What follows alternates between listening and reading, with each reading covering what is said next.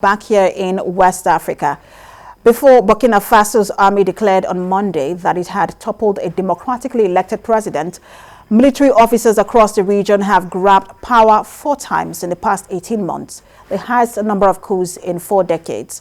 In this report, we take a critical look at this trend and the possible consequences on the continent's fragile democracy.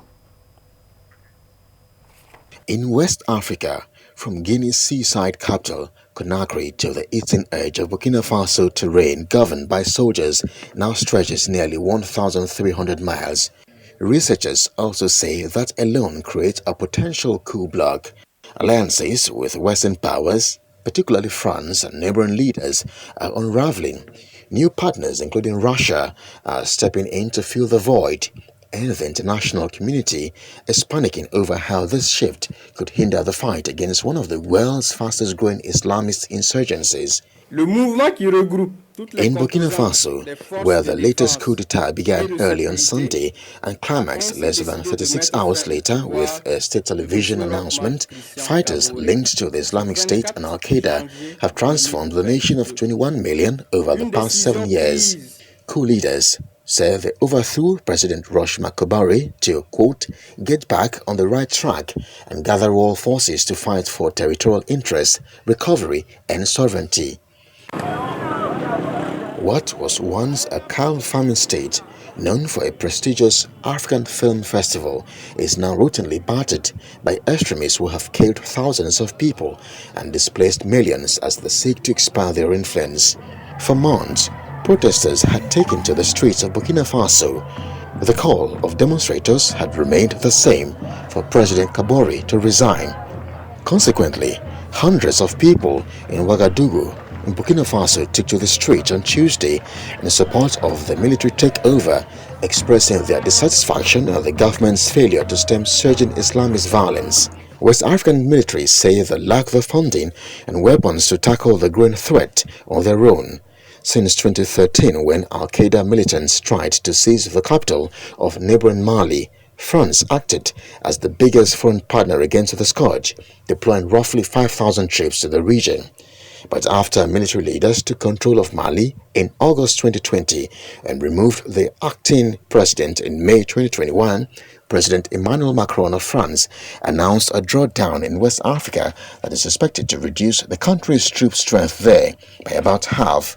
And then, news broke out last year that Mali was cutting deals with Russian security firms, a development that the nation's leaders have denied, and President Macron asserted that French soldiers would not fight alongside Russian mercenaries. According to the United Nations, the mercenaries have a track record of extrajudicial killings, torture, and sexual assault. Germany and Sweden, which supply peacekeeping and counter-terrorism reinforcements in the region, have issued similar ultimatums. But in West Africa, Western powers are losing popular support. French forces have also faced accusations of harming civilians, such as when a UN probe found that an airstrike in central Mali last year killed 19 bystanders. Protests across Mali and Burkina Faso also feature signs that say, quote, France, get out. In the Malian capital, Bamako, demonstrators have turned out by the thousands this month to support the military.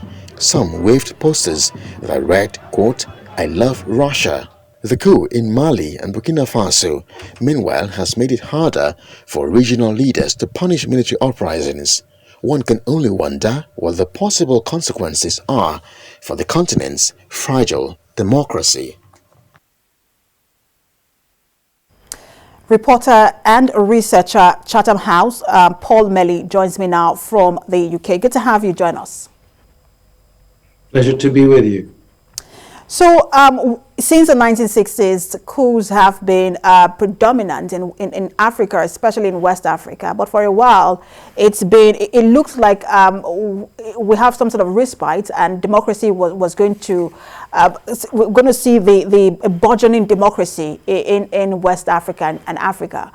But in the past 18 months, the story has been different. And I just want to ask you why you think that West Africa especially is we have this prevalent rate of coups in West Africa. Why it is such a fertile ground for coups? Well, I think there are really probably two factors. And as you say, it's worth remembering. West Africa has actually been a pioneer of democracy in the continent as a whole. There was a big shift to democratization at the beginning of the 1990s. And of course, the completion of that process, if you like, with Nigeria's move to democracy at the end of that decade. So the region has had 2 decades of mainly democratic rule in most countries, even if there are flaws.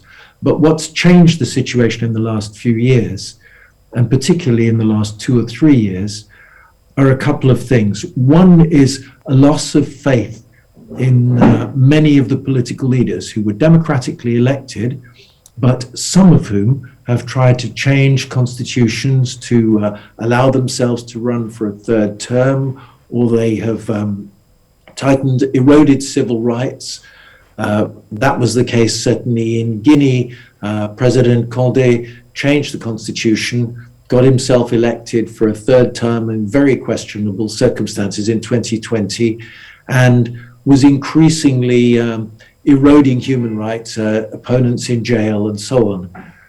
So that's one of the frustrations. And the other is the massive security crisis in the Sahel, which these days is spread, originating in Mali, but it's now spread across very large tracts of Burkina Faso and into the west of Niger, and poses a threat to the region as a whole. And governments have really struggled to get on top of the security situation. And of course, many of the ordinary soldiers are sent out to the front line. They often feel exposed, under-resourced. The jihadists take no prisoner tactics. So when they overrun a military garrison, they very often kill all of the soldiers that they capture. And in that sort of a brutal conflict, there's a deepening mood of frustration and panic, a sense that the governments are impotent. So sometimes the two things come together. In Mali, you had President Keita was accused of manipulating the results of parliamentary elections in 2020, and there were security problems. And sometimes they're separate. In Guinea, it's really been about politics, and President Condé's... Sorry, Paul, I don't want to lose what you just said. You said sometimes they're separate, and that's why people are saying, look, you can't put all of these coups in one box. And there is now a conversation about good coups and bad coups, depends on who, and good coups and bad coups depends on who is being overthrown, who is taking over, and how citizens are reacting to the coup. For example, we see in Mali and in Burkina Faso that there is some level of rejoicing and by citizens. So can we say that all of these coups are bad for West Africa and for Africa? I think what we can say is that all of the coups have a destabilizing effect, but sometimes some of the coups